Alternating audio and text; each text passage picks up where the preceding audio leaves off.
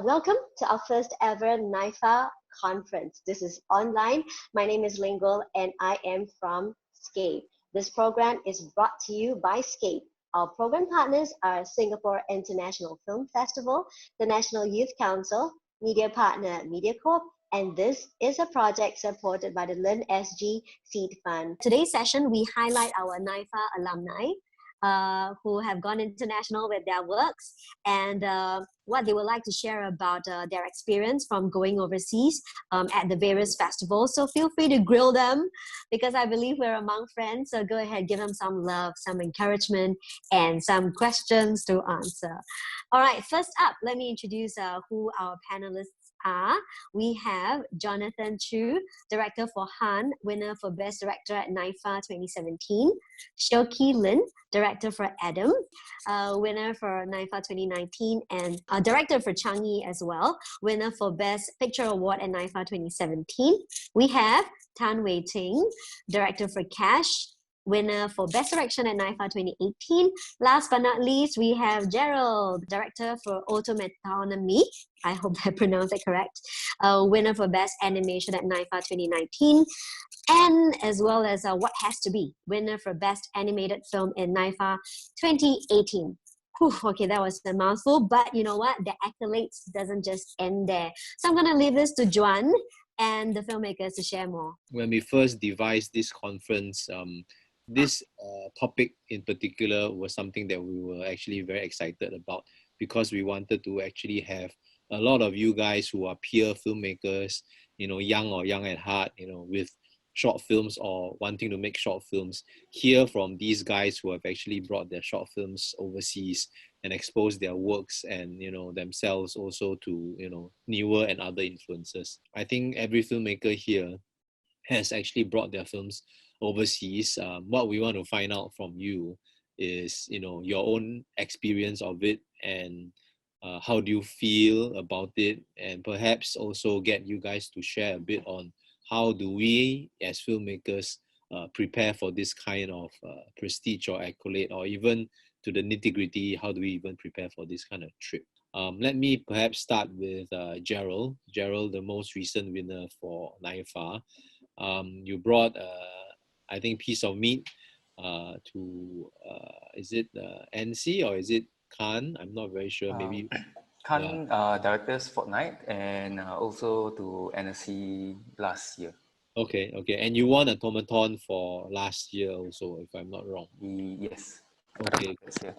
It's an interesting. Okay. Are you selling that as an action figure? Oh, you want to buy? Okay, we can start an auction. Wow, auction. No, it's the only one that we have left. Yeah. Wow. Okay. Let's start with Gerald, and I know being an animator, it's really tough. Filmmaking is already tough, but then you have gone in deeper to be a stop motion animator, and to have that kind of recognition must be quite something. I mean, can you share your feelings about bringing your film as a filmmaker and as an animator out to the global audience? I think firstly, cinema or film is quite a universal medium. And I think particularly for animation, it is more universal because really your characters can, go beyond race, beyond appearance. You can tell a story that is fantastical, fictional, it can even be documentary as well. And animation really has that wide range to play. So when obviously when you show an animated film, you wouldn't see Singaporean actors or you wouldn't see Singaporean places, but that's something that I think is very interesting as a Singaporean stop motion animator to recreate. Before that, when I was in school in California, a lot of the films, people were saying like, hey, it looks very non-Singaporean, a lot of influence by European animators and such. So when I came back, and part of the intention I wanted is to try to find, is there a way to tell a Singapore story set, within an environment that is familiar to people, but at the same time, there's that imagination, there's that kind of fantasy whereby, the stories are quite surreal, can be probing as well. So in particular for Piece of Meat, if you have seen the trailer or the excerpt, a lot of the images that was used, the cutout images that were used, people will find it familiar lah, like in the bus stop, they were like taping packets and stuff like that. Even there was a Malayan little piece. So when bringing this to, let's say, Cannes in France or NSC, what really stands as the core is still the story of your a down and out character who is, you know, in the lower class, trying to struggle to survive within this system where like there's very clear class differences as shown by this symbolism of different types of objects. Poor, rich, there's like credit cards and like Rolex watches within the scene. And it's nice to be able to walk the fine line between local and universal or international. And I think animation offers that possibility. Interesting. Would you actually attempt a live action film anytime soon? Yeah, that's my dream. One day, yeah. I think live action is kind of the main source of inspiration at some point. When writing stories, it's really, you think like a filmmaker, whether it's live action or animation, like you really try to understand characters, observe people around you, observe issues in society. And whether is it stop motion or live action, I think it's just the medium where which is shown. One day live action. Let's talk about NC.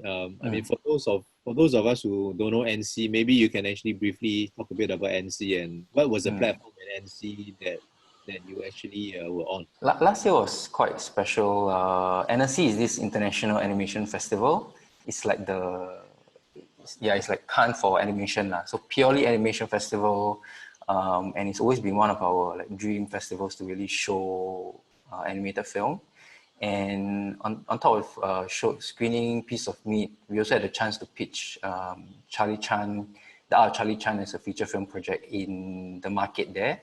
So I think the whole experience of bringing not only a short film, but also a project, right? Whether it's a short film project or a feature film project, that's the whole part of the festival experience. When you're going overseas, like it's good to have a short film to show, but at the same time, I think it's nice to take the opportunity to like bring new ideas, maybe for your next film or for next feature, and kind of get responses. Because when we get responses among our community, like there's some kind of sometimes like there's a tendency for the same kind of thinking, and you know, having a fresh perspective from an outside point of view is always very good to kind of fine tune or like kind of figure where your story is going. Mm-hmm. Mm-hmm. So you brought Piece of Meat also to Directors Fortnight. Yeah, that was a complete surprise. Okay. It's my surreal experience. Yeah. It's again, maybe share with the attendees, you know, what is Directors Fortnight in Cannes, and I mean, what's so big deal about Directors Fortnight and having Piece of Meat being shown there? I think I still can't believe that happened. It's I think quite a surreal experience. Directors Fortnight is like a sidebar event. It's not the main festival itself, but it's a place where it has its own jury, own selection, but they kind of have an emphasis on like independent and artistic kind of unique voices. Mm-hmm. So I think in the Directors Fortnight, the Lighthouse was premiered under the Directors Fortnight last year. I remember watching that. Left a deep impact. So I think really it's about seeing fresh new ways and fresh new approaches to filmmaking across the world. So even in features, there was one animated feature who was in Cannes Director Fortnight as well. So I think the best part of it is being able to have an animated film recognized on the same level or the same scale as, you know, other live action filmmakers. Because I think there's a tendency right, for animated films sometimes to be seen as children's content or like, you know, something that will sell toys, sell merchandise, or even just like Pixar, you know. But there is a avenue for animation work to really address adult themes, adult content, and cinematic kind of approach. Mm-hmm. Mm-hmm. Okay. I mean, just on the topic of Khan, I want to move to Shoki. With Adam, I mean, it practically took the Singapore world by storm that Adam is, going to be shown in Cannes. I mean, could you maybe give us more details on that? What was the platform? Was it? I mean, it escapes me. I'm so sorry, but I think starting from there, maybe we can talk a bit about your experience with showing Adam, which is your final year project in Cannes. Yeah, so Adam was in Cine Foundation, which is basically open to all university students around the world, whether it's like masters or undergraduate. So it's only for student films. So if you are, let's say, if you've graduated already, you can't really you can't submit your film in this category. So I was first introduced to this. I didn't know about this category. It was my mentor in NTU, Nicole, who kind of told us about it.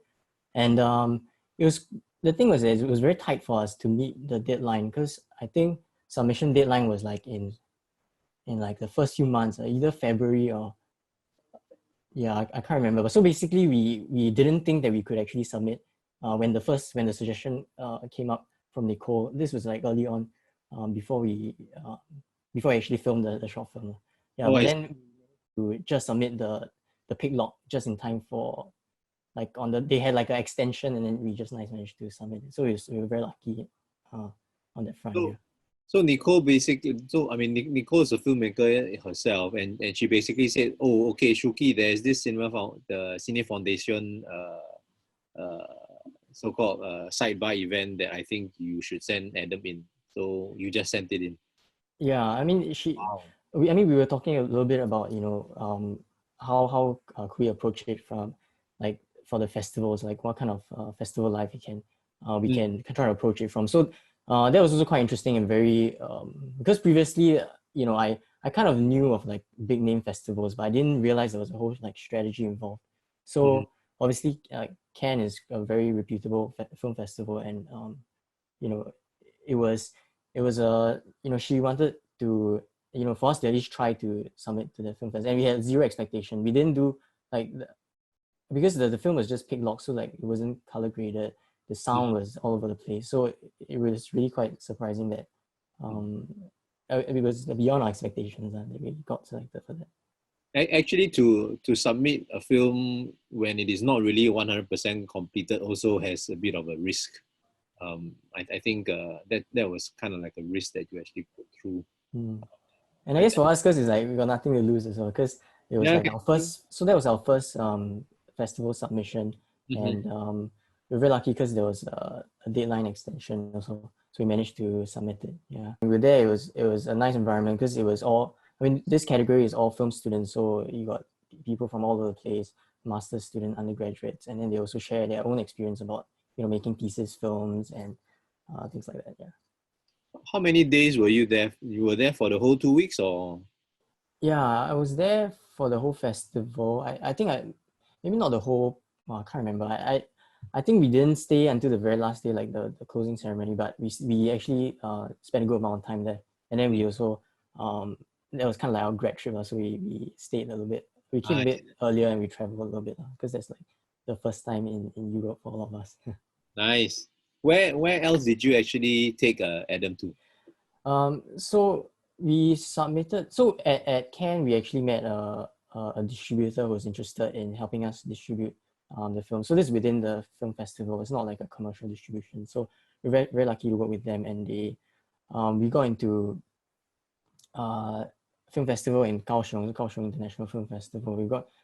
So some of these festivals that I mentioned are the ones that I managed to travel to. So there's also one called Alice Neta Cheetah. So that's it. That's like part of Festival de Rome. And that is quite interesting because a lot of the films, the film is that they accept are themed around children. So that's like a kind of category under Festival de Rome. And then there was also there was one in South Korea, which I can't remember off the top of my head. Yeah, and so these are the ones that they sponsor a little bit, and I managed to travel to. But then there was some that the distributor submitted, and then if they don't provide some kind of financial support, then it's not it wouldn't be very kind of financially easy on me to travel there. Viable. Yeah, financially viable. Yeah. Understand. I mean, on the topic of South Korea, suddenly it piqued my interest to, turn the attention to Jonathan. And Jonathan's also FYP Han won the NYFA and also traveled to a lot of places.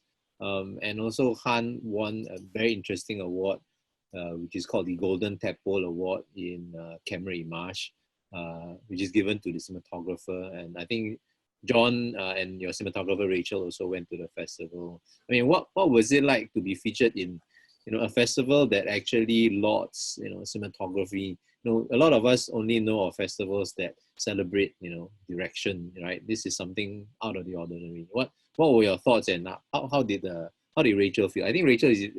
I saw a Rachel on the. Yeah, Rachel is somewhere here. Yeah, Camera March was actually the first festival that we went to, because we did send to a few, and then it didn't how to say it didn't get into those festivals. But somehow the first festival that came along was Camera March, so we went along with it. And it's in Bydgoszcz, it's in Poland. Not a very known part, but somehow they have been having this cinematography festival there. It's like a mecca for all the cinematographers to go there to present their work. And for me, I was just happy to be there to watch films. So for me, I didn't have any expectation or what it was. And then Rachel just go to see different Q&As and all kind of things. But it was interesting because they had this amazing auditorium called the Opera Nova, which is like this huge cinema, and it's really that kind of place that accentuate the collective film viewing experience. And just to have your film being shown there, it's quite a treat, and it's also very surreal that Rachel won, and you just feel very ecstatic. Okay, now over to Wei Ting, right? We've talked about the general, prestigious festivals from Cannes, from Directors Fortnight, right, Cinema Foundation, and then we talk about specialist festivals like Camera Image, which actually gives the kind of accolades to DPs. For Cash, which you won in NYFA, if I'm not wrong, right? You actually went on an even more interesting route. You went to a place where it was about short films and about selling and buying short films. Tell us a bit about it. Same thing. Actually, Come On For Hong was the very first festival that we submitted to, and really did not expect that it'll be selected. So jumping back a bit, responding to what Gerald said, they went to the animation festival and had another project to pitch. Actually, when we went to Come On, we didn't have any expectation of what it was like. So there were actually all these lab people from festivals around the world there looking for ideas. There will be short film markets where you can talk to festivals from around the world, where they will do very speed dating, sort of matchmaking, to quickly source for content that they might be interested to show in their festival. We didn't know how it's going to be like, so we didn't go with a project at hand also. Whereas a lot of the filmmakers that I made friends with there had that kind of idea and went with that kind of mindset. Yeah, but to just share a little bit about the experience of just watching the films there and screening to a huge audience, I think it's very eye-opening. Maybe more about how, because it's also a short film festival, so I think they really spotlight the medium of short film. So unlike a lot of big festivals that have a lot of features going on, where they might not look at short film as deeply, the whole legacy of Come came from the appreciation of how do you use such a short span of time to champion your story . So I thought that was very insightful and allowed me to have a new respect for that medium, which a lot of us will you want to tell a story in longer forms and stuff like that. But then I think it's very grounded and very appreciative of that medium in itself and understanding it by itself. Yeah. So that was my main takeaway. Is this something that's echoed across all of you filmmakers, that having your film overseas is actually more exposure for you to watch other films from other places? Is that a common response from the rest of you? We don't get to watch a lot of varied films in Singapore, unfortunately, but well, yeah. Yeah, for me, like the first festival that I ever went to was the Busan International Short Film Festival. So that one was also just short films. And then I think for me, that was very eye-opening. It was because it's also my first experience being at a film festival. But then I think the thing that really impacted me was watching all the variety of short films. So from there, I think my world of what the possibility of a short film, the medium of a short film can be, just expanded. And it was like invaluable education. It's the kind of thing that is something you need to kind of experience, and it just somehow changes the way you look at the medium. Okay. How did it change for you to look at short films? I mean, maybe you can actually share with us a bit. Yeah, so it was really the diversity of stories being told and the way it's being told. And with short films, there's a lot of experimentation. There's a lot of different styles that you're exposed to. So it's really, I think it's quite interesting with short film, it is more forgiving, that you can be a bit more experimental in your style and in the storytelling and how creative you can get. So for me, I think that was the thing that really kind of opened my eyes to. Yeah. Jonathan, you mentioned to me that showing Han in, if I'm not wrong, is it Jogja or somewhere, open up very different comments to the short film, because when you showed it in Singapore, people were talking about the Mandarin used, but then it seemed that really didn't matter to the other foreign viewers. They just wanted to talk to you about story or something. Yeah, I think when you show it in other countries, they resonate with much more different things.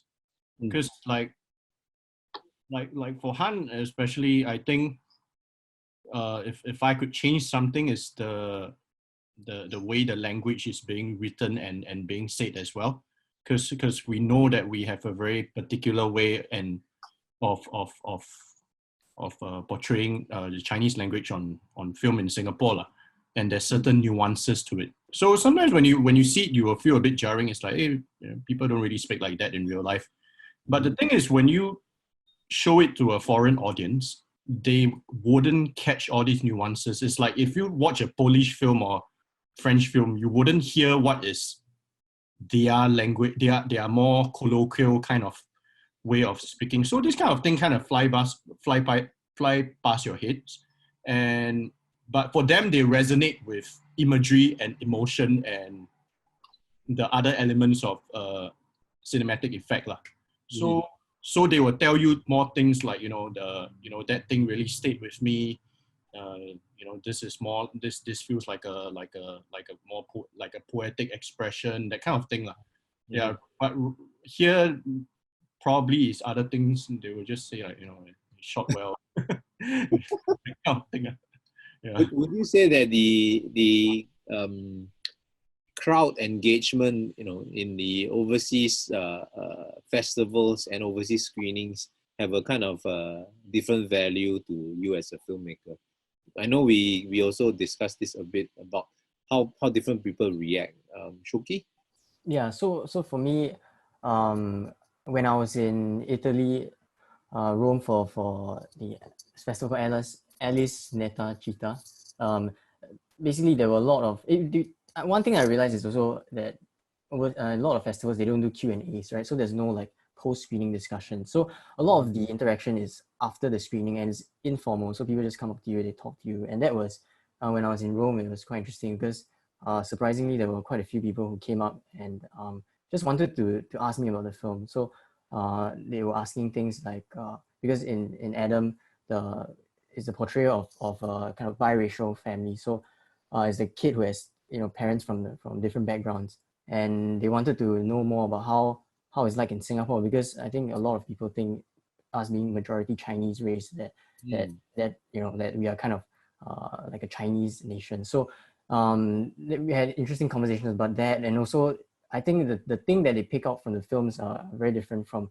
local audiences as well. I think there is value in both conversations, of course, and but also I think it's interesting to have a kind of foreign eye looking at your piece as a standalone piece, and to then pick up the nuances or then discuss about the other elements of storytelling.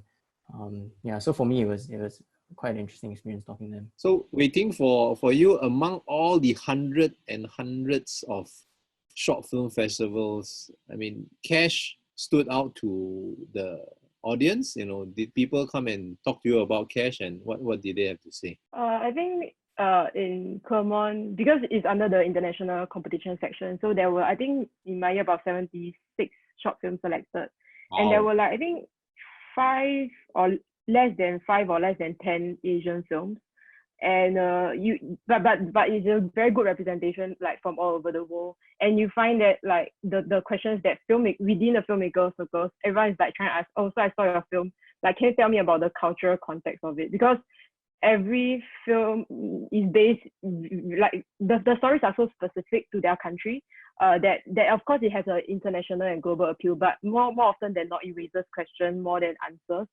And apart from it being like a very like good exchange with the audience, like even within the filmmakers, like talking about the reasons why you make certain choices, and like what kind of like a cultural background you grew up in and how that affects the way that you tell a story is quite eye-opening. How was it for Gerald? I mean, we know that Piece of Meat can be quite conceptual, you know, and you know, a bit tough to kind of like solo because, you know, of the imagery, slightly different. What did people talk to you about, you know, when you showed Piece of Meat? I think for Piece of Meat, because there's no dialogue, a lot of it, the story, the ideas were communicated quite directly through the images. And I think what's interesting is to see different points where the audience laugh. So it's ultimately it's a comedy, a dark comedy. And it's also kind of my first film in which is comedy. So for me, like it was interesting to see, okay, what are kind of the jokes that kind of hit home for different audiences, and there were definitely different points lah. So the laughter in, let's say, in Cannes may be very different from in SGFF, where, you know, Singaporeans there were a lot more nuances in the Singaporean jokes that people may know, let's say, in Cannes may be very different from in SGFF, where, you know, Singaporeans there were a lot more nuances in the Singaporean jokes that people may notice. Yeah, but I think the difference, I wouldn't say is a lot, because I think animation has that. Mainly a lot of films, my films are non-dialogue, so that gives that universality. Universality, you are not really constrained by how someone speaks, the accent and stuff like that. Yeah. Mm-hmm. Mm-hmm.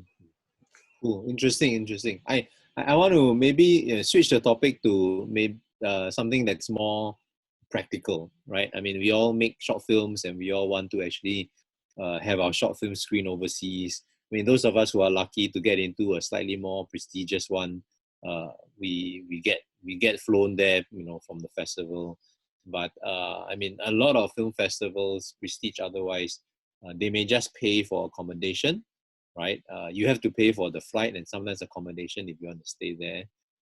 So I mean, from each of your personal experiences, how was the logistics like? Were you all sent there, or did you all actually have to raise money to go and you know, attend these film festivals? Most of the festivals actually is out of your own pocket.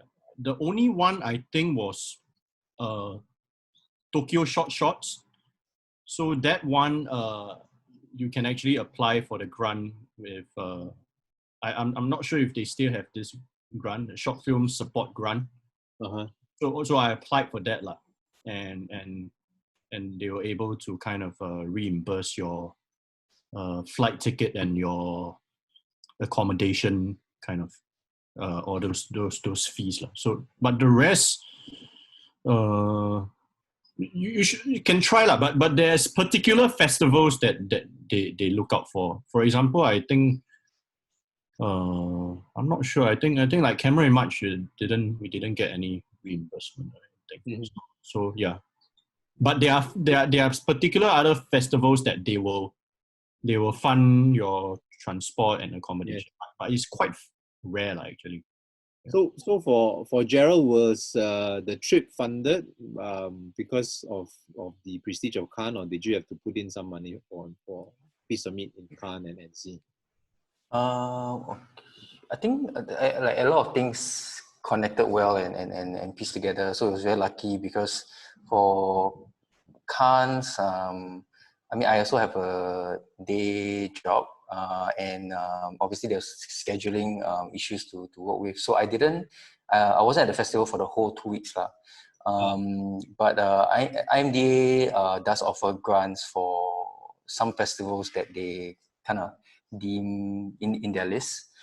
So that one, we managed to go through the whole grant process. So I think one good thing about to share is like actually writing grants and writing all these like write-ups, right, to apply for grants, whether is it to fly to a festival or to apply for funding for your film. That's actually a very useful skill that in film school I was never taught. I never thought it, that was important. But I realized like that was probably one of the more important skills so far. How to Yeah. write and apply for grants? Should be somewhere, guys. Yeah. Yeah. And then for NSC, because we also qualified through the feature film kind of project market. So that one, we got support to fly over from the French embassy in Singapore, the Alliance Française. So I think a lot of things came together. Otherwise, I think without that generous support from IMDA or even Alliance Française, usually the case is like you have to fork out money from your own pocket. And often, like as a filmmaker, sometimes you have to consider like which festivals you want to pay money to go, and also like the money can be used to make another film. Yeah, so it's a balance. For Shoki, was it was your trip there funded, or did you still have to put in some money? Because I mean, obviously, that Ciné Fondation is actually pretty prestigious. Yeah, so for us, we use the IMDA grant as well. So there is, like what Gerald said, there's a list of film festivals that if you qualify for that, you can actually apply. So we were very fortunate that we got the grant. Yeah, it's true that a lot of festivals, you got to fork out your own money. So it has to be, I guess, strategic in which one you want to go for. Or if they provide some kind of partial, sometimes the festival will say just pay for your flight, things like that. Have to just balance it. I want to round it up with Wei-Ting, because I know Wei-Ting's experience was pretty interesting on how she actually raised some funds for her trip to her trip to Clermont-Ferrand using cash, pun intended. Yep. It's because I have a very resourceful producer who I think is also somewhere in the participants, in Tong. Oh, cool. So basically because Cash was commissioned by Temasek, I think it was like under Temasek 2020, same as Gerald's Auto. I can never pronounce the title.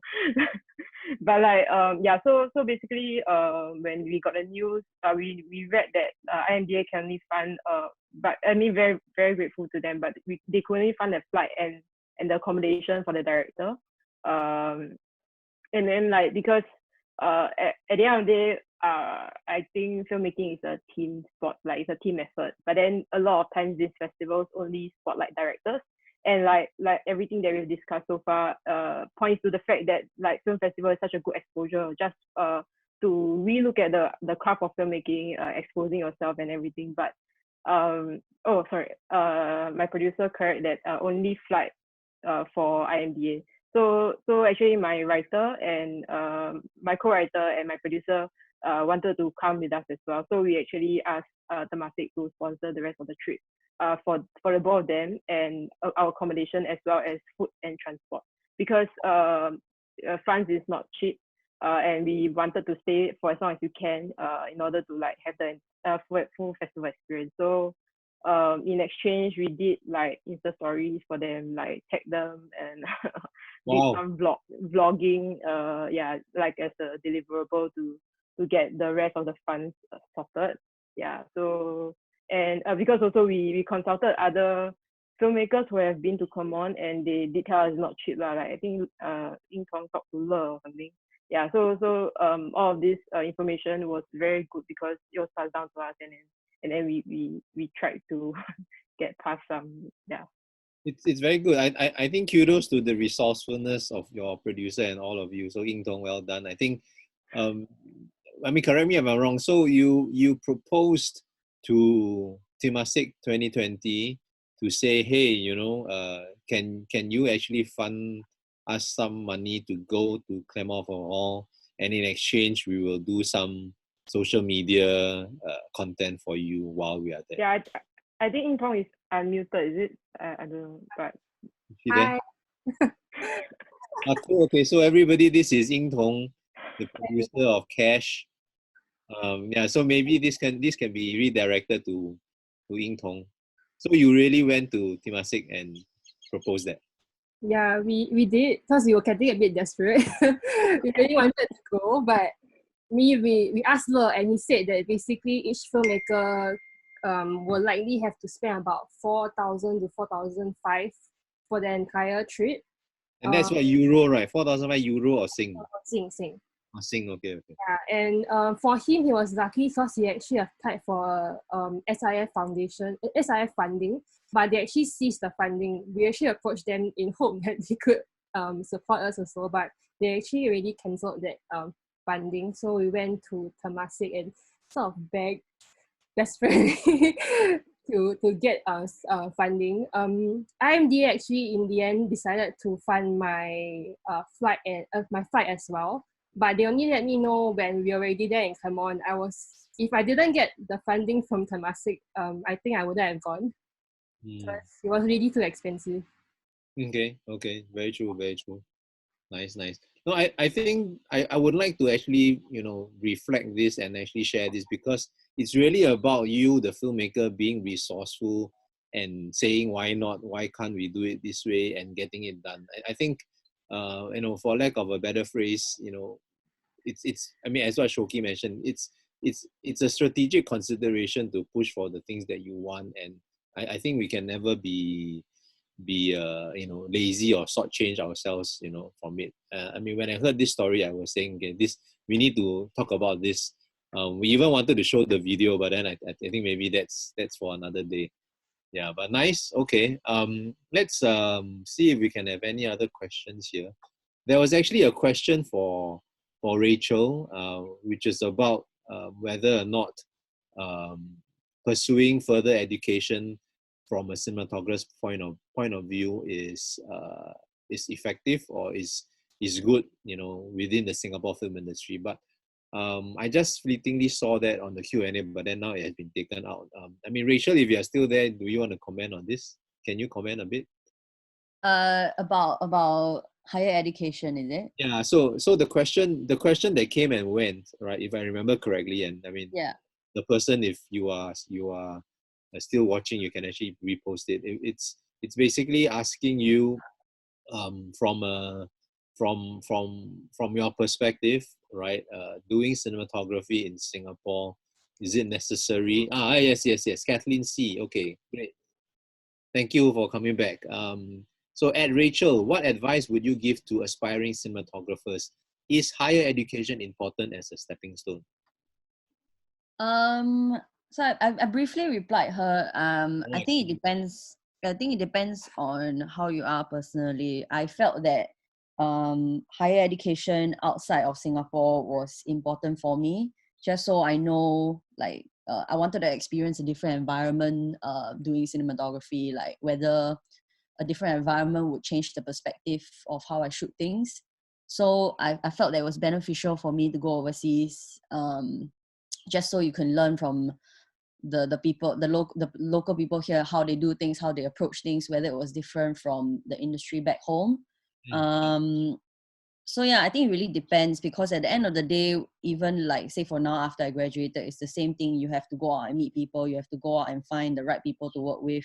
Yep. And that is more your stepping stone than anything else. So I think it's more of, like whether you want to experience a different environment or not. If not, it's just really shooting as much as you can. Okay, good point. I think very valid, very well taken. Let's see the other questions. This is from Ethan Chia. So, hi guys. Could I ask generally how you would come to know of these competitions aside from the well-known Khan? Like generally, would you hear it from supervisors or mentors? So how did you know that there's other festivals besides Khan? You can actually go online and search. There's a list, and then there's all your A festivals, and then subsequently it goes down the ranking. So there's a lot of festivals for different kinds of films you make lah. But I think it's knowing what your film is fitted to what kind of festivals lah. But it's also quite hard to know like what festivals look for as well. So yeah. So how did you guys went to mine all this? I mean, how did Wei Ting know about Clermont-Ferrand? Did you just type Clermont-Ferrand? Probably not, because it's, you know, in French spelling, right? Unless you know French, right? I sent to a lot of festivals actually. Yeah, but it's just that Clermont happened to be the first one that I sent. And also because Cash actually premiered online. And so there were limited festivals that we can send to, so like I might as well just send to the rest, that kind of thing. So instead of like just doing my groundwork, I had a natural selection process because of the premiere. But also like just a tip for people who are planning to put your film online, that actually for short films, like of course Cannes and there's a lot of premiere restrictions, but including SJIFF, but there's actually a lot of festivals out there that remove the premiere status for short films, but for features mostly they still require premiere. So there's a lot of festivals that you can still look out for. As to how do we actually, until now I'm still like, I still can't demystify this thing. Like when I was at the festival itself, like going to Clermont, I could see that they have a natural inclination towards socially like things that engage in the social or cultural like issues, and also like maybe out of like 10 films I see there, at least 6 are a little bit humorous. Like so I feel like there is this general taste thing going on, and also because like only understand, like they brought us to a tour of their like library of archives, which is just like years and years of like short films over the, I don't know, last how many years since they existed, and you know that they are very socially aware. Like the festival, like for their employees, I think everyone is paid equally. Like so there's like no hierarchy, and it's always like a communal decision. So understanding the way that the festival works also like brings like to what kind of films they tend to choose. And I don't know if there's a shortcut unless you have like a producer friend who has been to a lot of festivals, and they can tell you like, you know, what are the things that every festival prioritizes. But then for me, personally, if I'm doing my own distribution, a lot of times I have to experience, like I went to this festival in Italy at my own cost because I thought they were very, very interesting, and they are very free spirited. So it's all about like the liberation and all that. But only I'm there, then like I could experience that firsthand. Yeah. So I don't have an answer, I guess. No, but I think you have brought us through the thought process, which is actually pretty worthy for people who are attending and listening. But Shoki, how about yourself? I mean, after Khan Senior Foundation, right?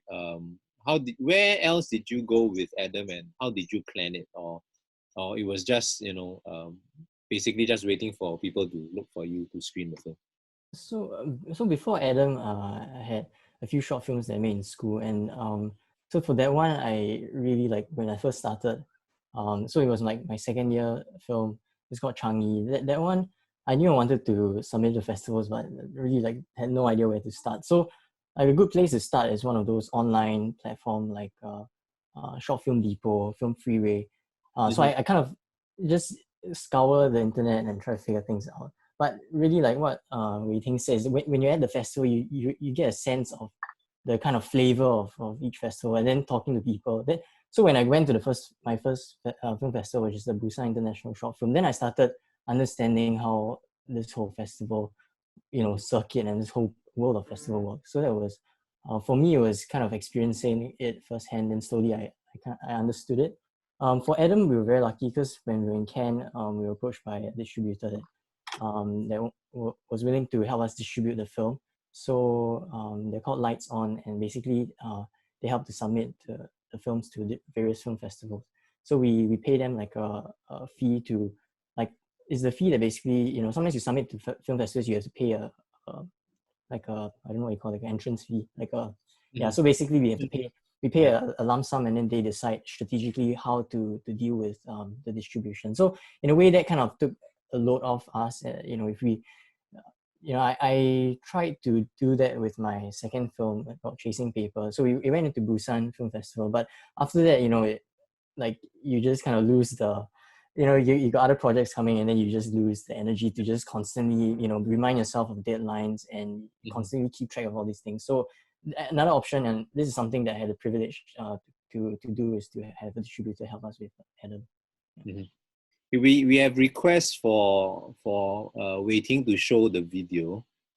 I hope you allow us to do that from the Scape side. Because again, I think this is testimony to your resourcefulness of actually putting, you know, this together. We will share it on the Scape side, I think. So maybe Lingo. I think the video is actually available. So if you want, we can share screen right now.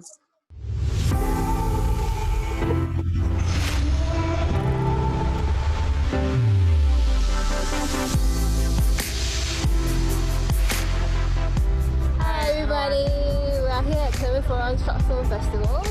I'm waiting. I'm Zoe. And I'm In Tong. We are here to represent Cash. 到底有什么东西是 machine 做得到，我们人做不到的。It has been very inspiring to be able to see so many different films from so many different countries. It really broadens your perspective and allow you to see that there's a lot of ways to tell stories. We went on a tour of Lashake, and that's where their main office is, and like we got the opportunity to look at all their archival stuff, and it's really amazing how much love they have for shorts and how much effort is put into the festival every year, how much effort they put into, you know, building the library and making sure that shorts have an afterlife. We also went for to meet with a lot of festival representatives, and we are looking at opportunities to actually screen Cash in more countries and more festivals.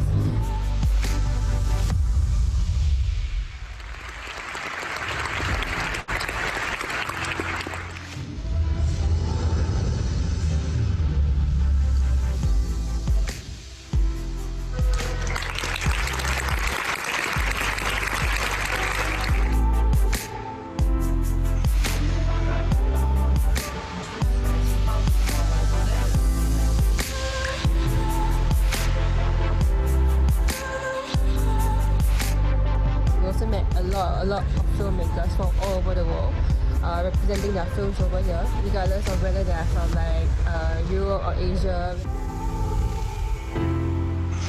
Thank you so much, Temasek, for letting us have the opportunity to come here, and hopefully we can make something soon. Yeah. And that's it. Goodbye. Bye. Bye.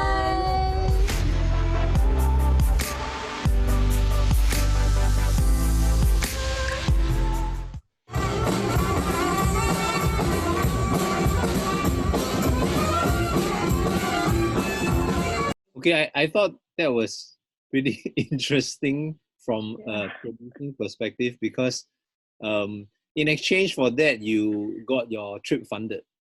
Yeah, so we all took videos. Then actually In Tong was doing most of the filming. Then I edited this when I came back very quickly, and then we took the money. Well done. I mean, seriously, this is great resourcefulness. Kudos to the producer In Tong and all of you. I mean, again, you have solved the situation yourself, and you didn't sit by there just doing nothing. So kudos. Question is open to everyone. Do you think it is advisable for introverts to be in the media industry, especially since a lot of it involves networking and going for events, etc.? If you are an introvert, maybe you could share your own experiences too. Thank you. And actually, filmmakers are more introverted than you think. I start. So it's a general assumption that animators are more introverted, and I think there is a trend. I consider myself an introvert as well, and it is true that a lot of it involves networking, going for events, and kind of pitching ideas and really convincing people that your film is, you know, worthy of being made or worthy of being shown. But that's something that, for me, I've learned to, you know, be more open, and that's something that even for me as an introvert at the beginning, like it's not a difficult learning process to kind of evolve or adapt. And after a while, it starts to become fun because, you know, people start to become your friends. There's a certain community in, whether it's in the local film community or even outside Singapore, whereby really people are just connected by the love of cinema and the love for stories, and very quickly, like this glass or this facade where it melts very fast. Shuki, any comments? Yeah, Can an introvert be a filmmaker? yeah, I guess I also consider myself an introvert. So, you know, when going for these festivals, you know, there's always bound to be these kind of social events. And basically, like what Gerald said, I mean, has been advised to me by a lot of filmmakers as well, is that you have to kind of put yourself out there, and because ultimately films is not something you can you know, fund yourself and make alone, right? You got to meet people. So I think it's and for me it's still a work in progress. Like I think I am constantly trying to get out of my comfort zone, but I wouldn't use that to discover, like, to, you know, the fact that if someone is introvert, to discourage that person and say, no, it's not suitable, because it's always, you know, it's about the craft itself, and people will just accept you for the kind of, you know, personality, or the kind of, you know, whether introvert or extrovert. And so yeah, I think it's something that I'm constantly working on, but I don't ever see it as like a boundary that says, no, I shouldn't be in this industry. No, I think somebody asked on the Q&A chat about the work process for a stop motion animation. I thought that this is good to actually maybe get Gerald to show your slides, or is it your video? Maybe you can share screen to roughly and quickly bring us through those video segments. Okay, so I think responding to a question about you know, working process with team members, Yep. I think everybody would kind of agree that for filmmaking, you know, it's not a one-man show lah, and definitely it's a big team of people who, you know, not only write stories but also kind of craft the film together. So I just wanted to share some of the behind the scenes of Piece of Meat stop motion. Like there's a lot of process that goes behind it, and usually the film festival is the reward or the end reward, but the journey itself is also kind of the most important thing lah. So kind of I'm not the only one who is animating and directing the film. There's my fellow animator Mark Wee, who animated a lot of the best shots actually. You know, and then constructing the set, it's similar to live action. You would need, you know, a cinematographer, you would need a set designer. So same thing with Piece of Meat, you have a production designer, my wife Charlie. Yeah, so the notion that, you know, a director is the one person who's kind of in charge, or you know, it's the one person that makes the film, is kind of like a myth. Yeah, so this is the team that you know, work together. So for Piece of Meat, there's even Jin Xiang JX on the right is co-director. So it was really fun, kind of bouncing ideas off him. We went to Cannes together. So having that communication, having a relationship with your team members really will make the project a lot richer and give it a lot more strength, I think. Cool. Thank you for showing us. I mean, some things you just have to do show and tell. And I mean, you know, to the question about how introverts can actually become filmmakers, yeah, you can show more than you can tell, and it's really defining of so-called your vision and what you want to actually say and make. Let's quickly go on to another interesting question. Quickly again, Tan Jun Sen says, where can we watch your short films? I believe Scape is sharing the links, if I'm not wrong. Maybe I'll get Lingo to talk a bit about that later. I think we don't have all of the films, but Okay. I think the filmmakers themselves, I think they have shared some. So we have some of the links, like say for example with Adam. I think the filmmakers themselves, they can share. I think Adam's not available yet, right? Because it's still going around the circuit, but Changi is. Yep. Yeah. Then Waiting's one is online for sure. Yep. Gerald? Autonomy is online. Piece of Me, not yet. Not yet, right? Yeah, Yeah. not yet. Okay. Yeah. So I believe you should be able to see it. Yeah, I don't think it's a access problem except for those that are traveling to festivals. To the circuit. So I think give it about a year or two, am I correct? Maybe less than that, I don't know. Okay. Yeah, but one way is to really connect. Those of you who are interested to watch, the NYFA winners films, I'm quite sure, in this day and age, people are trackable. I think people, filmmakers being filmmakers, they'll be more than happy to share their work, under, of course, legitimate circumstances. Quickly back to the questions. This is from an anonymous attendee. What has been the hardest challenge that you face as directors? When there's like more than 2 seconds of silence, it means it's a really tough question. Everything is a challenge. Carry on. You are basically restarting every single time. Yeah. The next film you are making, you are restarting, and just the moment you feel like you have understood something, you realize that there's an entire row of things. But at the same time, after that, you're like, wow, there's a lot of things you don't know. Then you are like, hey, actually, I'm overthinking it, that kind. So you are in this very Kafkaesque kind of process that you go through.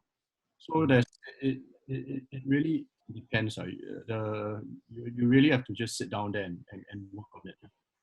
Mm-hmm. And I think it's really about finding specificity in your work. Yeah, absolutely. Most important, especially when you are making short films. In that short duration, if you are tackling something very specific, you get close to creating something with a poetic sense. And that really fits within realm of cinema. And I think that is what festivals look for as well, because they are looking for voices. And if you are doing something specific, even though they don't understand cultural context, they can feel intuitively the kind of energy that you're transmitting from your film. But if we are doing something that is really thematically quite general, which I feel like my film is actually more on the general side, and that kind of like transposing feature film kind of treatments to short films, then it's a bit vague and nebulous in that sense. Okay, specificity is important. Yeah. Okay, maybe Shoki, what is the greatest challenge for you as a director? I think like what John said, to reach that level of poetry, that's like very difficult. I think we all kind of strive for that. We can study how story structure work, or what kind of films do well in cinemas, things like that. But at the end of the day, sometimes you go to a festival, you watch a film, it didn't make any sense, but it just hit you, right? Yeah. When it has that kind of poetry that you cannot use technicalities to explain, then that is that the filmmaker understands their subject and is able to almost like it's out of their unconscious. It's very strange talk right now, but I guess the hardest thing is the writing part for me. Like it really like for my FYP, I wrote like 3 completely different scripts, and each had like many drafts. It's to reach the point where you feel like, okay, this is the story I want to tell. And obviously, with my final year film, I had this opportunity to do whatever story I wanted to tell. So it's reaching. I think the hardest point was to reach that place where I say, okay, this is the story that I feel is worthy to make a short film out of. Mm-hmm. Nice. It's sometimes also instinctual gut feeling on how you want to actually push through. Waiting. It's too hard a question. I don't have General, an you have answer. something in mind already? But I think I agree with John when he says every time it's like starting from scratch. Like every time you think you have found an answer, like you don't know, then you just come smacking you from the back at that you haven't kind of feeling.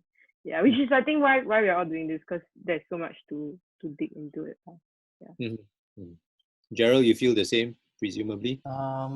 For me, yeah, the writing is very a tough part, but like I think the challenge for me, I always remember towards the end of the making of the film, because I mean you have all these like grand visions of like what is the perfect film, the script is great, everything, and when you actually shoot it, there's some parts that make you excited, some parts that you're like this is actually not going to work. So towards the editing stage, you're always kind of fight this self-doubt, like it's on the verge of being the worst film ever. And most of the films that I made, like there's the point where like this I'm not going to show this film at all because it's going to be the worst. Then that's also the most rewarding when you finish editing, you go through the many rounds, and then you're like, okay, actually it's not that bad. So to me, I think trying to finish the film and having it to see the final product, whether it fits your expectations or your vision, that's quite challenging. And sometimes you have to reshoot or reanimate or re-edit. Okay. I think everyone's so-called journey has always been more psychological than so-called the technique and the craft. I think that's a sign of definitely a more sophisticated level of filmmaking. Okay, let's try and wrap it up. We have when a film is selected for an overseas festival, who and what roles are typically invited? And is it difficult to include the core members to travel together, considering most filmmakers here are from the FYP? So who usually gets invited? So unfortunately, it's just usually it's really just the director has the priority. Some festivals, if or grants, you can get both the director and the producers. But with short films, like what John said, a lot of it, if you want to attend the festival, it has to be out of your own pocket. So it is very challenging.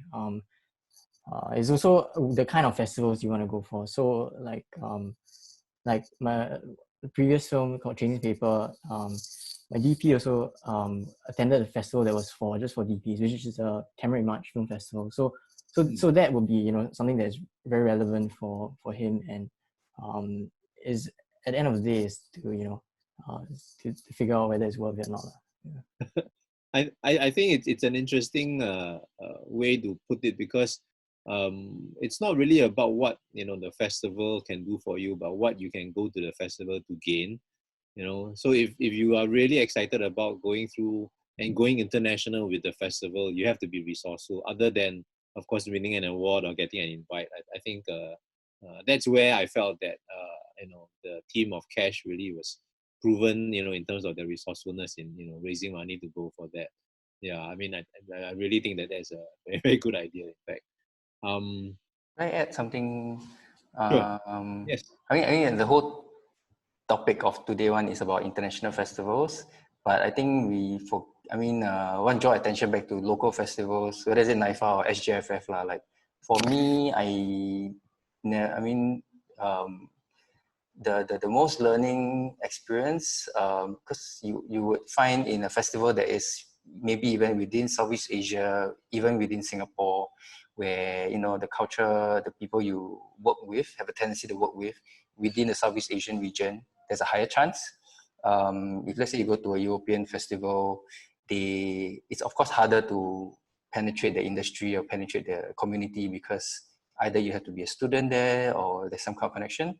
But usually, like you go there for 1-2 weeks at an overseas festival, you definitely learn certain stuff. But a lot of the connections, the collaborations, can also be found in a local festival. Southeast Asian festival as well. Yeah, that's actually definitely very valid. Cheaper. Yeah, cheaper. Yeah, just regional, the cash team also traveled together to see shots. Like I think me, right, my writer, producer, DP, and art went together. Yeah, and you know, it's like next door. Your fees are way lower, and you can meet like people that you actually have more opportunities to run into in the next few years, like or you're down your career. So like all that is also very valuable. The kind of conversation, that the kind of spotlight that they like to talk about is also like very different. Yeah. We have also another question on festivals and also making films. So Li Xia says, hello Li Xia. She's asking, as directors, when you make your films, do you already have a festival in mind that you want to send it to? And so do you find yourself skewing your films towards those, towards that more global audience, instead of like, making a film from your heart? I think you shouldn't do that. You can want to go to that festival, but that film that you make should be what you want to make, rather than, oh, I know that this festival typically take this sort of films, socially conscious films, or this kind of esoteric films, then you try to make that. But because your film, every film has a shelf life and kind of festivals that is open to it. So once you finish making your film, then think of the strategy of the festival. A bit goes against what is taught in school, but I think I gather from Jonathan's perspective as a director. There's a question on what are your future plans since you are young filmmakers, and the other one is what do you do to keep your boat afloat since there's not much market for narrative films in Singapore? So I'm asking in a combined way to ask is what are your plans and what are you doing now? Anyone would like to update us? Gerald. Hi. I think for filmmaker, I think from shorts, naturally you will want to go into feature. I think for me, the dream is to make a stop motion animated feature, something we haven't seen in Singapore yet.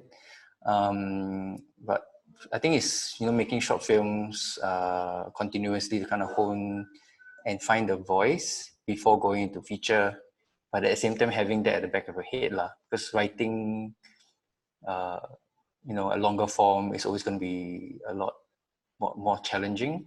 And now in this like new age, it's no longer just features, there's series. Yes. There's Netflix kind of series platform.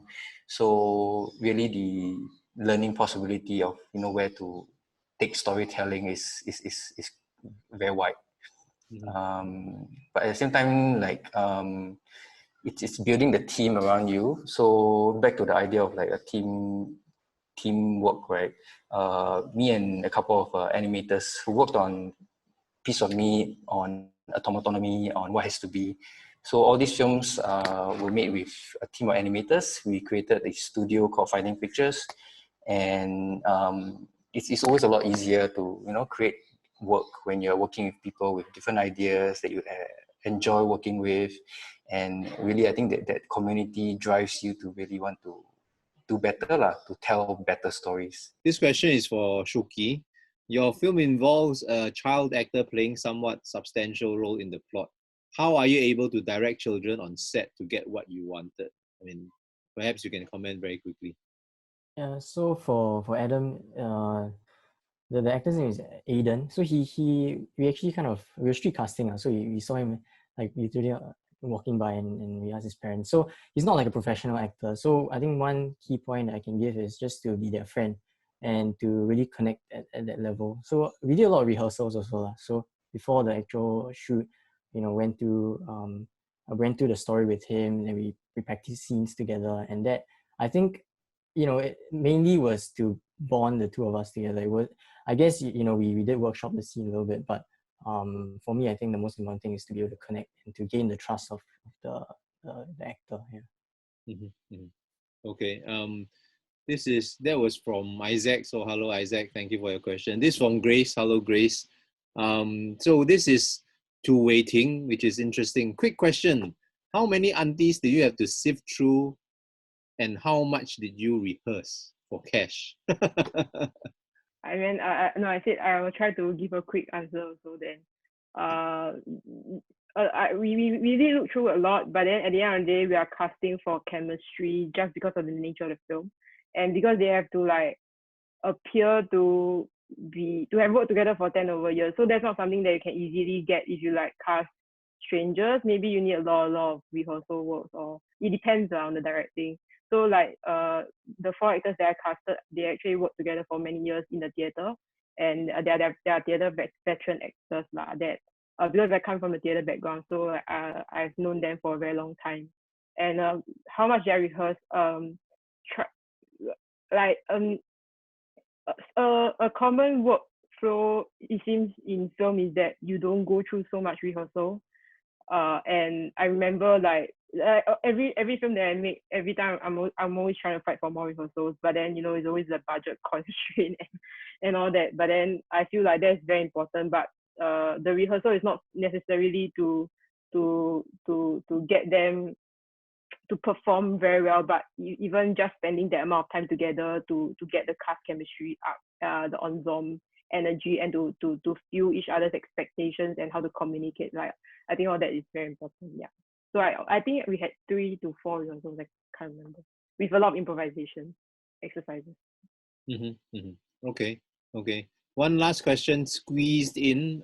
This has to be the very last question. If not, there's no more light. Jonathan's side is losing light. Yeah, waiting as to actually put some, feel like how I switched on my light. Okay, so would you, as filmmakers, right, as young filmmakers going international, would you set deadlines for yourself to finish a film? Or is it just okay to keep working on it until you're satisfied with the product? A valid question, nonetheless. What do you think? Yeah, I think deadlines definitely very important. I mean, for me, I think everyone would want like infinite amount of time to work on a project, but then you realize that also becomes your limitation, because it's very hard to like what I said just now, like to reach a point where I feel it's done. So having a deadline, I think it gives you that pressure. But then when you have that pressure, you get a lot of, sometimes it can help you because you become more creative, or you think of solutions that you wouldn't usually think of. Yeah.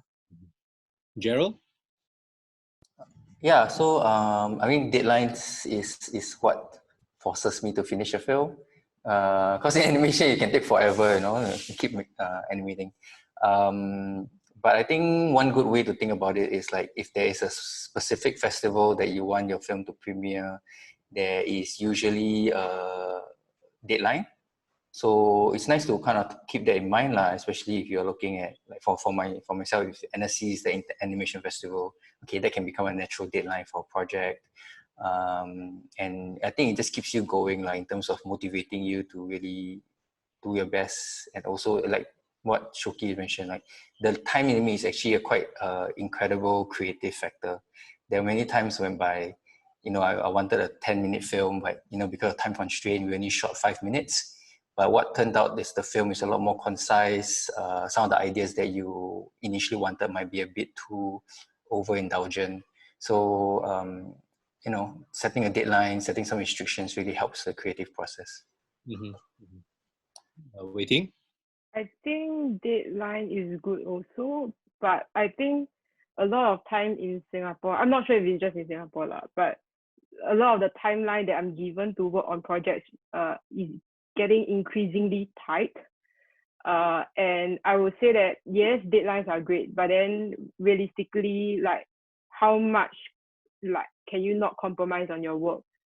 So like, for example, the last film that I did, like Still Standing, I felt like it was too rushed. Like the team was really on board, and everyone just like really like winged it. But then I feel like there was a lot of compromises, or like a lot of things that could have been done to tell the story better if I had more time. And like even like yesterday, I was still like thinking about rewriting that script because it was such a rush work, and I felt like it was an important story to be told, but not told well. like personally for me. And so then, yeah, I don't have an answer for that. I would really want to remake it one day, but I don't know if filmmakers do that. I think theater people do that all the time. They restage things. They, you know, yeah. So yeah, I don't have a clear answer, but I think give yourself enough time to make a good work is important as well. Jonathan. I think you can, for deadline, when you finish making the film in post, you definitely need it because that is a very practical thing. But for writing, the case of writing, that should really not be rushed. Shouldn't, or you have 2 weeks for me and I write, because the process of writing needs to be marinated in your mind. You know, you need to take a break away from it and then you come back, because the mind just works like that, and you realize what you wrote in the first draft is completely nonsense. Yeah, because if you try to get 3 drafts out in like 2 weeks, then you know that it doesn't have a life. You see, that the shape is just very limited in a square. You are not sure if it can become another kind of shape. So yeah, I think a lot of commissioning platforms also don't understand the writing process so well. So and don't understand that rewriting is as important a craft as writing itself. Yeah. So sorry. No problem. But the thing is, yeah, commission or outside work is always like that. Yeah, they feel that it's like that. So make your own personal films. All you want. Interesting way to end the session. Okay, cool. I mean, we are way out of time. You know, usually at this point in time, the freelancers will charge OT already. But I think let me just quickly summarize what I'm hearing again. Understand the festival circuit. Introverts can be filmmakers too, so don't worry about that. Find specificity in your craft and what you want to say. And it looks like self-doubt is the main challenge for a lot of our young filmmakers. So thank you very much, guys. I think it was really fun. It was great to see everybody here. Great to see all the people attending since 10. It was very nice of you to be with us. See you, I guess, next year, you know, hopefully live in person, you know, back at Scape. I think you guys are amazing. Thank you for being such awesome audience, being such awesome attendees. You know, I really echo what Gerald said earlier as well about community, and I think this is what it's all about. And I just want to give a shout out to all the NYFA alumni. I think it's nice to connect on a platform like this. So with working from home becoming a new norm, so let's think of more ways on how we can connect digitally.